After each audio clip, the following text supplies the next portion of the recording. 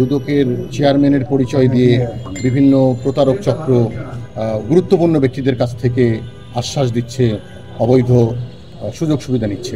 এটা কি আপনারা জানতে পেরেছেন? ইদানিং এই প্রবণতাটা প্রতারক চক্রের অত্যন্ত বৃদ্ধি পেয়েছে।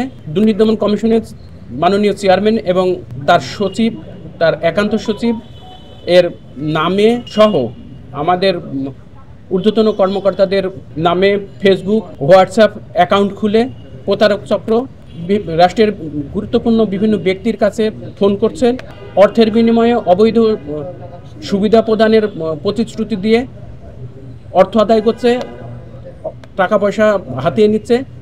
দুদকের নজরে এসেছে এবং ইতিমধ্যে কয়েকজনকে গ্রেপ্তারও করা হয়েছে। এই প্রবণতা দিন দিন বৃদ্ধি পাচ্ছে।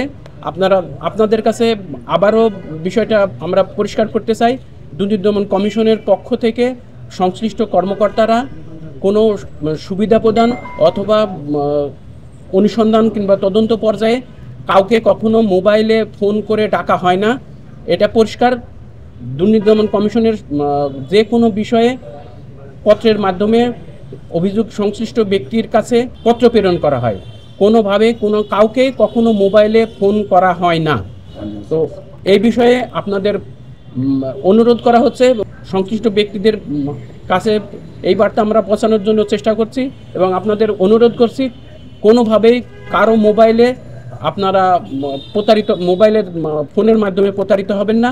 আমরা আপনাদের আবারও সতর্ক করি, কোনোভাবেই যখন দেখবেন কেউ ফোনে আপনাদের কোনো সমস্যার সমাধানের প্রতিশ্রুতি দিচ্ছে, তখন দুর্নীতি দমন কমিশনে এসে অথবা 106-এ রিং করে জানিয়ে দিবেন এবং আপনারা প্রতারিত হবেন না।